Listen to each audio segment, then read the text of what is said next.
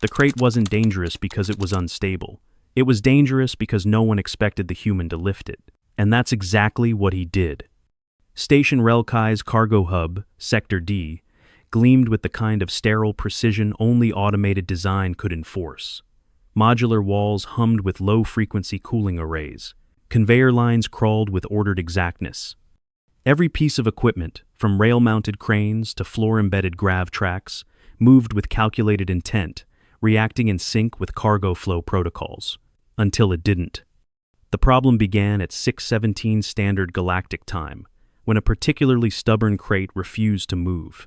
Not actively, it wasn't resisting, after all, but passively, by simply existing in the wrong place and refusing all normal methods of transport. It had been lowered in from an orbital barge under heavy maglock shielding, slotted into Bay 19's intake lane, and promptly red-flagged every system that tried to handle it. Its label was unusually stark for a station that normally relied on color-coded glyphs and haptic cues. Machine only. Structural risk. Do not handle. Organically, by 6:19, loader system J9 had registered joint torque instability and shut itself down.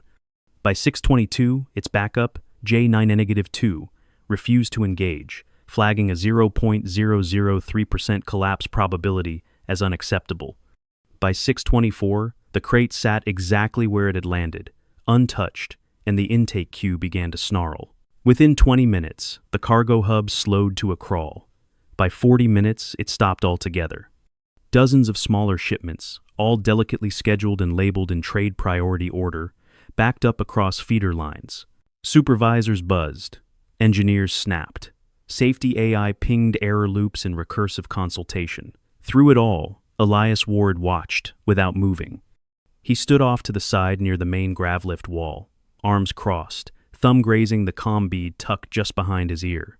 He wore the standard high-vis load crew vest, faded from repeated sanitization, and a pair of carbon composite gloves scuffed from decades of practical use. Compared to the sleek angles of alien tech and their polished station-wear uniforms, Elias looked stubbornly analog. He shifted his gum to the other side of his mouth and exhaled slowly.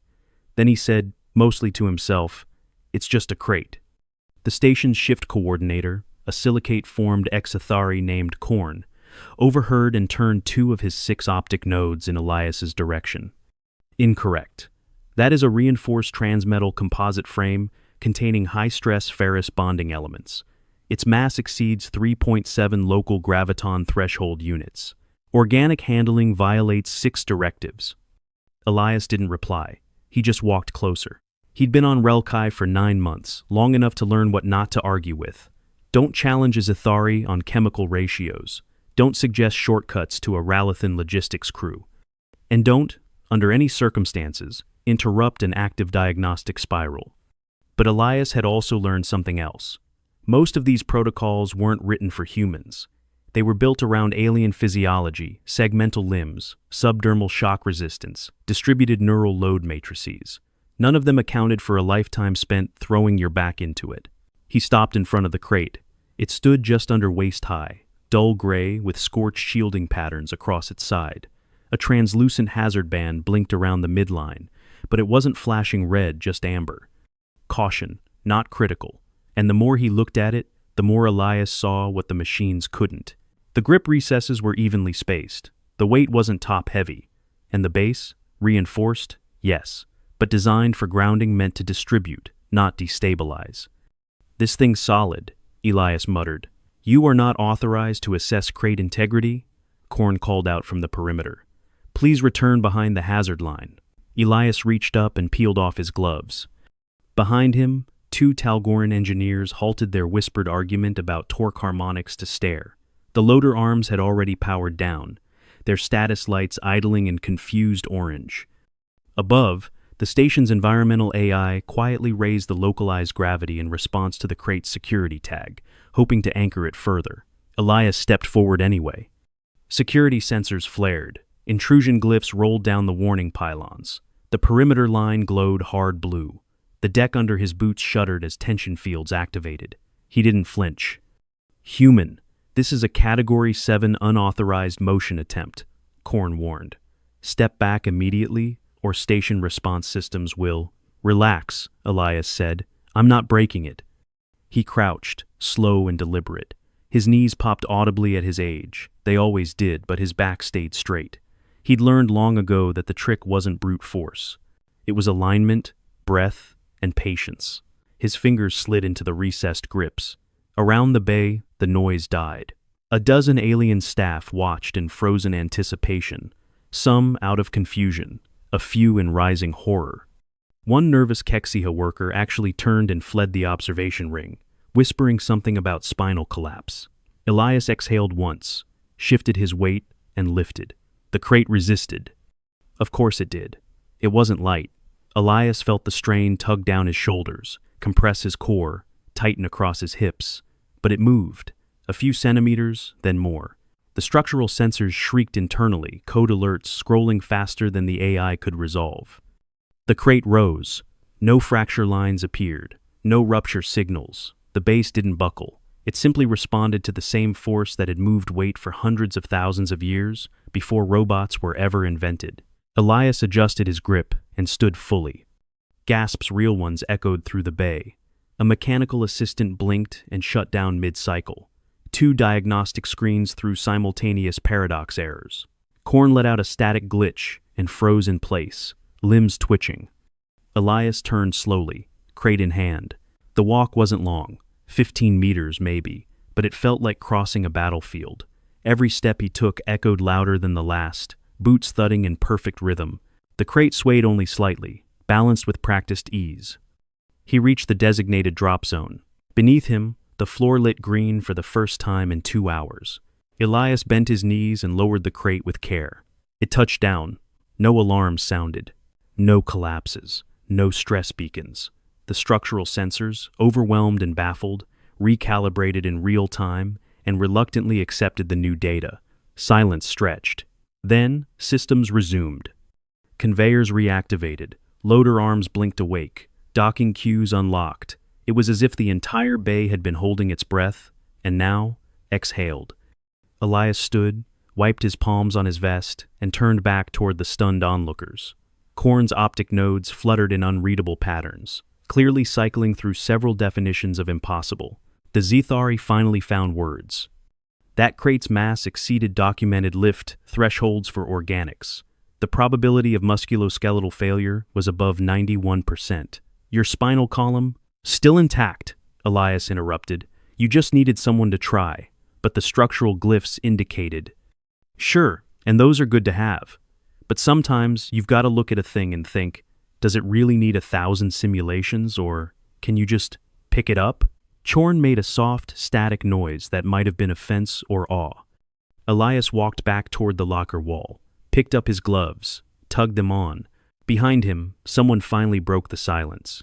Are all humans capable of this? Elias paused, then shrugged. We used to do this kind of thing every day. Back home, moving steel, concrete, engine blocks. Before machines, we moved what needed moving. The Talgoran engineers exchanged looks of rising discomfort. One opened a training protocol and began feverishly flagging sections for revision. By the time Elias tapped the clock-out panel, the crate had been cleared from the error log. Dock traffic flowed smooth again. The loading bay resumed its mechanical hum, slightly quicker now, as if afraid to fall behind. As Elias left the sector, Chorn's voice came through the comm system one last time. This incident will be recorded under anomaly protocol. Elias grinned to himself. You could have just asked. He didn't look back. The incident report reached Central Operations before Elias even cleared the locker hall. Station Rel Kai's bureaucratic pathways were infamously slow when it came to budget approvals or power rerouting, but for violations, especially ones involving organic unpredictability, the system ran on pure lightning. Before Elias reached the lift, the footage had already been flagged, duplicated, time-stamped, and sent to 6 review departments, including safety oversight, biological compliance, and diplomatic sensitivities. Elias didn't care. He rode the lift up 2 decks, stepped into the Level 3 maintenance corridor, and headed toward the habitat ring without breaking stride. The lights above adjusted automatically to his gait pattern, dimming behind him. There was a distinct rhythm to the way he walked, heavy, certain. The kind of walk that said he was used to getting things done before someone else told him how to do them. By the time he keyed into the rec commons for his shift meal, his comm bead vibrated. He didn't answer. Not yet. 3 alien workers, seated at a hexagonal table near the window, stopped talking when he entered. One, a tall, lizard-limbed avatari, tilted her head in a way Elias had come to recognize as discomfort. He grabbed a tray, took a nutrient slab, and poured a mug of real coffee. Not the synthetic goop the rest of the station favored, actual brewed grounds, imported from a minor Earth colony 2 jumps out. It cost him a minor fortune per month, but it tasted like home. The comm bead buzzed again. He sighed, tapped it, and spoke without looking up. "Ward here." Elias, came a clipped voice. "You're required in conference node 4C, immediately." Not surprised. On my way? He set down the mug, took one more bite of the slab, and turned for the door. Conference node 4C was one of those rooms designed to feel neutral, but always managed to feel accusatory. No windows, cold lighting. A circular table that made everyone visible, but somehow still managed to isolate each person. Elias stepped inside and noted the attendees without comment. Chorn sat to the left, every optic node aligned with Elias the moment he entered. Next to him sat a pale-skinned Delvori analyst with 3 datapads stacked before her. A squat, slow-blinking station AI avatar hovered just above its recessed mount. Across the circle, an unusually tall human man in a black diplomatic suit offered Elias a nod. "Have a seat," Chorn said. Elias remained standing. "I'm good." There was a pause. The AI, whose nameplate read SRK Ethics Proxy V9.8, initiated the log. "This is a formal review of Incident 0473 Beta, occurring at 6:17 local station time, involving unauthorized manual intervention with high-mass cargo unit RKL-149. Subject of review, Human Dock Supervisor Elias Ward." Elias scratched the side of his head. "Sure that title doesn't need more words?" Chorn clicked once, possibly a form of disapproval, though Elias had long since stopped trying to interpret every alien vocalization. "The review concerns risk violations and precedent-setting biological activity," Chorn said. "You manually lifted a sealed industrial crate rated machine only, directly contradicting station protocols and biological handling laws ratified by 3 interspecies trade compacts. We have manners, and we have a manners of a combatant, and it got moved," Elias said flatly. "That is not the point," the Delvori analyst cut in, tapping her pad. "Your actions invalidated 7 predictive algorithms and forced a live recalibration of the dock's entire stress sensor grid. You overloaded safety parameters and destabilized procedural trust." Elias raised an eyebrow. "Destabilized? What now?" "Procedural trust," she repeated. "The assumption that protocols will not be circumvented by unmodeled variables. You are, Mr. Ward, an unmodeled variable." The human diplomat leaned forward slightly. "Let's all remember the context. No injuries occurred, no property was damaged. Operations resumed more efficiently after the incident. That's not insignificant." Chorn made a tight, static sound. The crate was tagged for machine-only movement for a reason. Structural collapse was within projected margins. "But it didn't collapse," Elias said, "because I did the one thing none of your loaders could. You violated an active hazard perimeter. I carried a box." The room paused. The AI chimed again. "Clarify intent, Subject Elias Ward. Did you fully understand the structural and physiological risk at the time of manual engagement?" Elias shifted his stance. "Yeah, I read the warnings. I also read the crate. Balanced weight, recessed grips, stabilized base. It was heavy, not dangerous. You've got machines tripping over decimal margins that don't mean squat in practice." The Delvori's fingers danced across her datapad. "Your musculature readings indicate exertion beyond standard tolerances. You should not have been able to lift that crate without skeletal strain." "I would bid it. Second friend? Try working 20 years on a steel dock in Earth gravity," Elias replied. "I've lifted worse after lunch." The human diplomat fought a smile. Chorn leaned in, optical nodes narrowing. "Even if your physical structure allowed it, your actions sent a dangerous message, that protocols can be overridden by human instinct." "No," Elias said. "They can be overridden by experience. That's not the same thing. The AI paused. Note logged. Subject asserts differentiation between instinct and experienced judgment. The room was silent for several seconds. Finally, the diplomat cleared his throat. Perhaps we're asking the wrong question. The issue isn't whether Elias violated protocol. He clearly did. The issue is whether the protocol accounts for human variance. Maybe the bigger problem is the assumption that humans can't contribute physically on par with your machine standards. We have centuries of doctrine, Corin said tightly. Organic handling is inefficient, unpredictable, and inherently limited. Inefficient? Elias asked. That crate sat there for what, 2 hours? You had 4 machines reject it, and 6 engineers argue over it. I moved it in 30 seconds. Call that what you want. Statistical outliers cannot redefine systems, the Delvori insisted. Elias stepped forward, finally tired of the circle. You want to flag me? Go ahead. Doc's running now, isn't it? You can cite protocols all day, but sometimes something needs doing, and the fastest way to get it done is with 2 arms and a spine. You've all spent so long building systems to replace effort, you forgot what effort looks like. And to stand, he turned to the AI. If that's a violation, log it. The AI's projection flickered slightly. Review board acknowledges statement.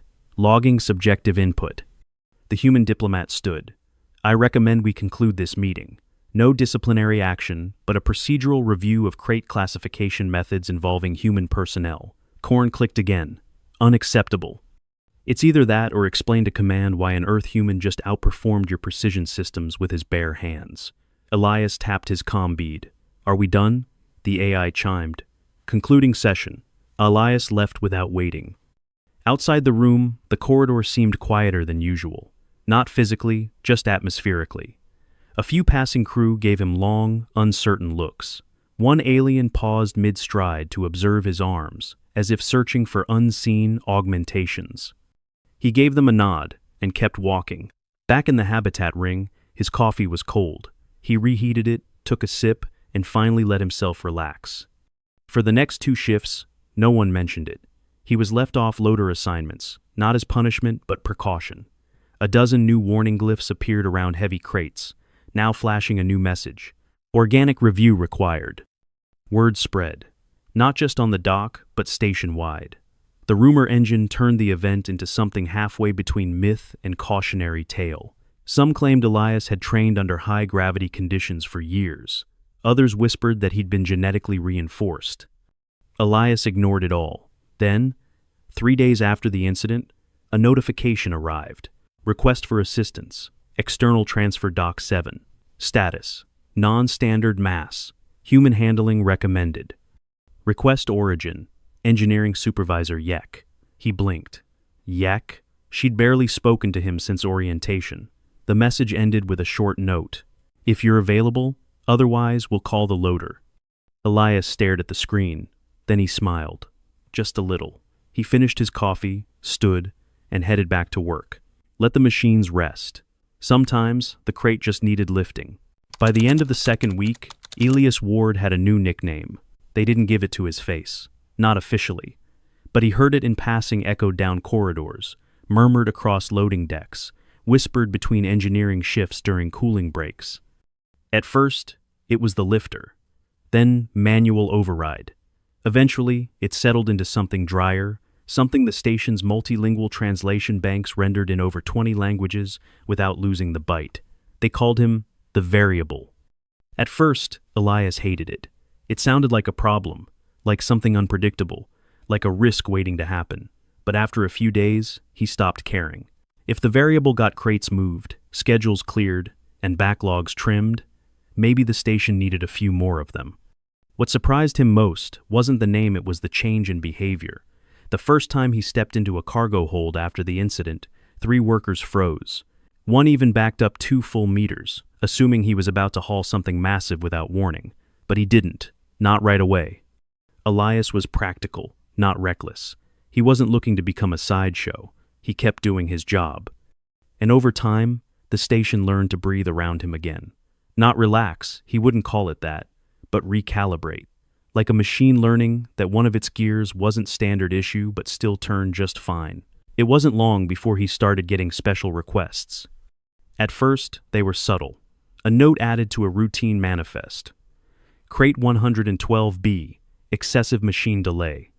Elias input preferred. Then a tagged ping on the loading schedule from YEX team. Biological lift may resolve gridlock approval pending. Thence 5 like the Manig, really the 9. Elias handled them quietly. No grandstanding, no comments. But it didn't stay quiet.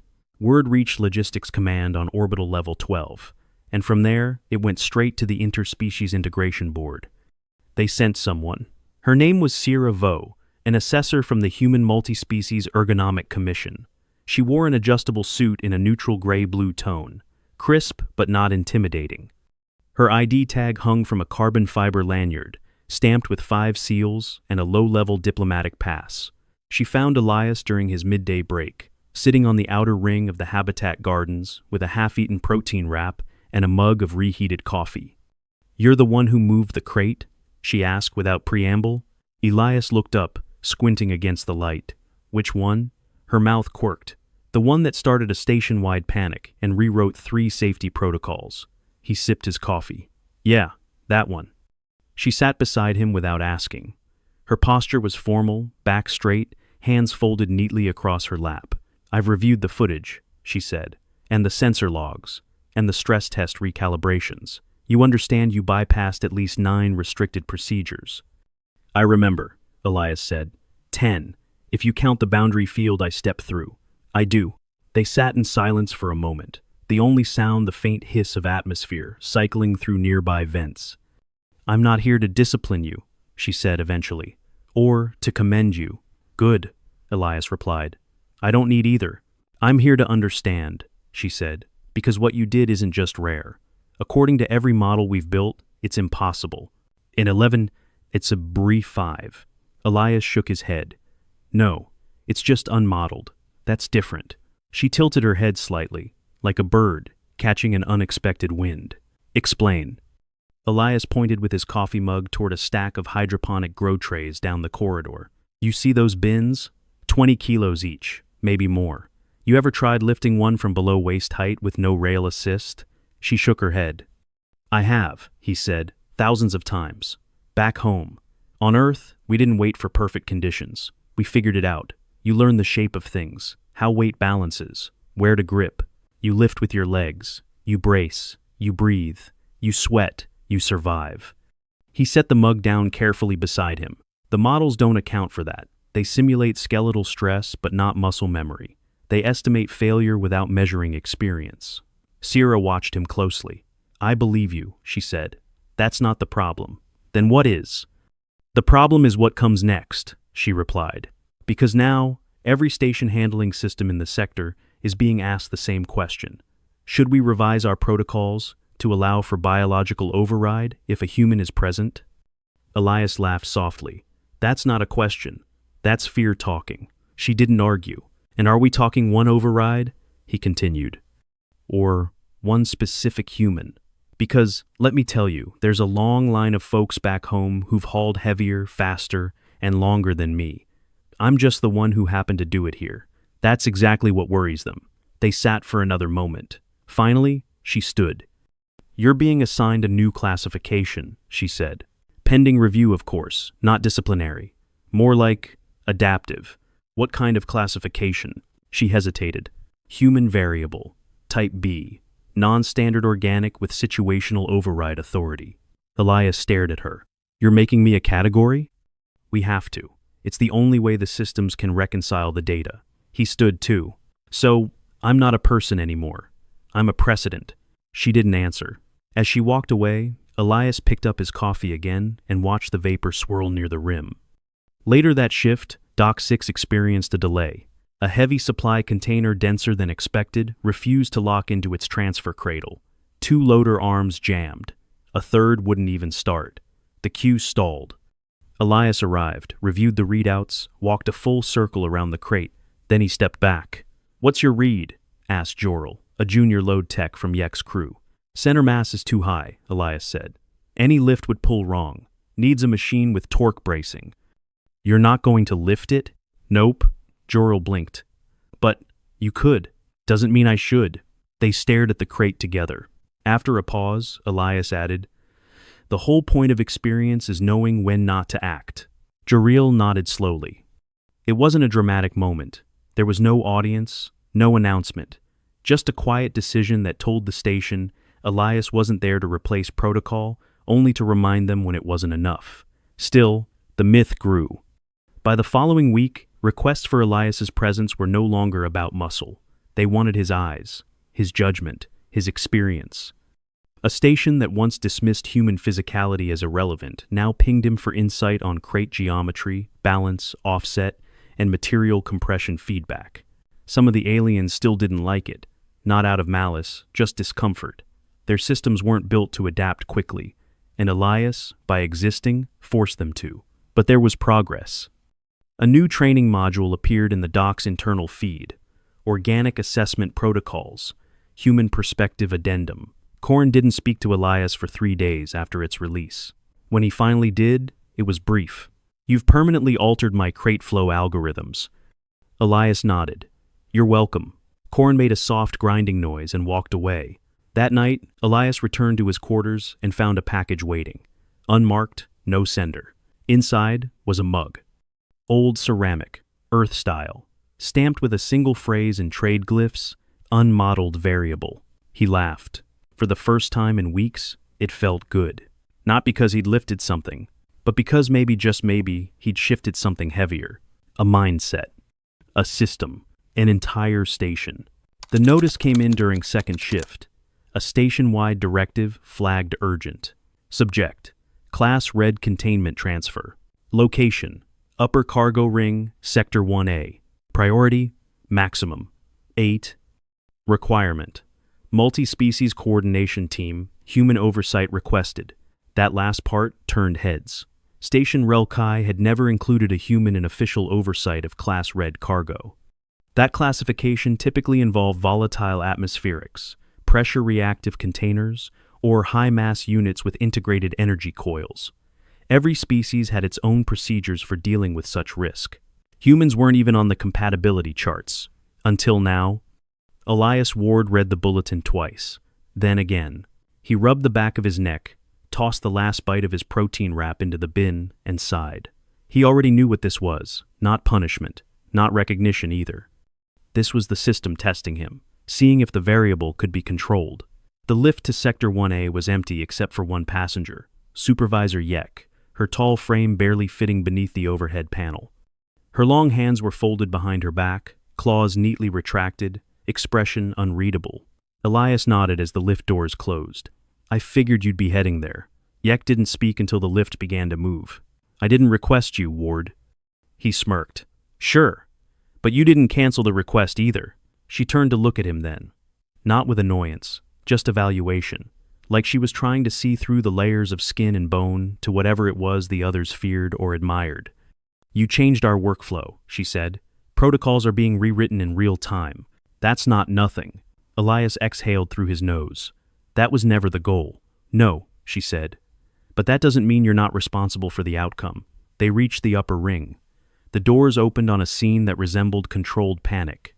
4 separate alien teams stood around a sealed containment unit, resting at the far end of a broad docking hall. The crate was huge, 2 meters high, 4 across, and marked on all sides with layered warning glyphs. Red, black, and white bands blinked in complex sequence. A containment field buzzed audibly from all sides. Elias stepped out. Immediately, all 4 teams looked at him. He could feel the tension sharpen. One of the engineers, a squat-formed Kasari with flexed tentacles draped in signal, readers stepped forward. "Human. You are not listed on the crate's approved engagement roster." "Request came from Station Central," Elias said, showing his authorization tag. "I'm not here to move it. I'm here to assess the situation. Assessment has already occurred." The Kasari snapped. "We've run 17 simulations. Each suggests a 3.2% risk of containment breach if the crate is shifted by any mechanical method currently docked on site. So don't shift it that way," Elias said. The engineers fell into a tense silence. One even looked at him with visible alarm. "You're not proposing to lift it," someone said from the back. Elias shook his head. "Nope, I know my limits. I'm here to help you figure out yours." He walked a slow circle around the crate. It didn't hum the way others did. It pulsed. Low frequency. Almost like a breath. The glyphs weren't just hazard codes. They were load redistribution markers. It wasn't designed to be moved by brute force. It needed balance. Harmony. He tapped into the nearest console and pulled up the crate's internal diagnostics. Layered compartments. Weighted core. Pressure stabilization. He narrowed his eyes. This wasn't made for machinery, he said aloud. This was made for synchronized handling, four-lift pattern, manual stabilization. You mean organics? Asked the Kesari, incredulous. I mean, intelligent coordination. Machines can't improvise mid-lift. This crate needs real-time feedback, adjustments, a team that can feel the shift. You expect us to lift a Class Red container? Another voice asked, alarmed. Elias stood. No, I expect to train you how to do it. Or, let me build the team. The next 6 hours were some of the most complex Elias had ever worked. He didn't lift anything himself. Instead, he coordinated. He selected 4 individuals, 2 human, 1 avatari, and 1 zethari, all experienced in load stabilization. None had worked together before. He taught them the same way he'd taught new hires back on Earth. Breathe before the lift. Brace the core. No sudden movements. Communicate constantly. Feel the shift. Adjust. Stay ahead of the crate, not behind it. The containment unit wasn't dangerous because of what was inside. It was dangerous because no one trusted themselves to move it. That was the real risk. Not mass. Not instability. Fear. But together, the team lifted. Each step was measured. Each shift calculated by instinct and communication, not software. The crate moved smooth, stable, and silent. When it reached the secured cradle 20 meters away, the entire dock released a collective breath. Elias stepped back, arms folded. See, he said. It was never about strength. Yek, who'd watched the entire operation without speaking, nodded slowly. No system could have done that, she said. No, Elias agreed. But a system can learn. 2 days later, the dock received a new piece of equipment. It wasn't a machine. It wasn't even a tool. It was a bench, made of alloy and wood composite, built to human height and proportions, set just off the main loading floor with a clear view of all incoming bays. A small plaque was affixed to its side in both trade glyph and English. Manual Oversight Zone. Biological Insight Recommended. Elias found it early the next shift. He sat on it, sipped his coffee. Around him, the station buzzed as usual. Crates moved, loaders spun, aliens argued and adapted. But something was different. Now, when the warning glyphs triggered, they didn't immediately shut down operations. Sometimes, they paused, and someone asked, "Should we check with Elias?" He didn't always have the answer, and he didn't pretend to. But when he did, it saved them time, effort, confusion. In the weeks that followed, stations in neighboring sectors requested logs from the Rel Kai incident. Training modules were updated. One human lifter became the seed of a new protocol. Not human superiority, not some mythical endurance, just recognition. That sometimes the unmodeled variable is exactly what the equation needs. Elias sat on the bench one cycle later, watching as a new class of recruits, 2 humans, 1 Talgoran, 1 Delvori, ran drills with mock crates under Yek's guidance. Their movements were clumsy but improving. They were learning, not how to defy systems, how to complement them.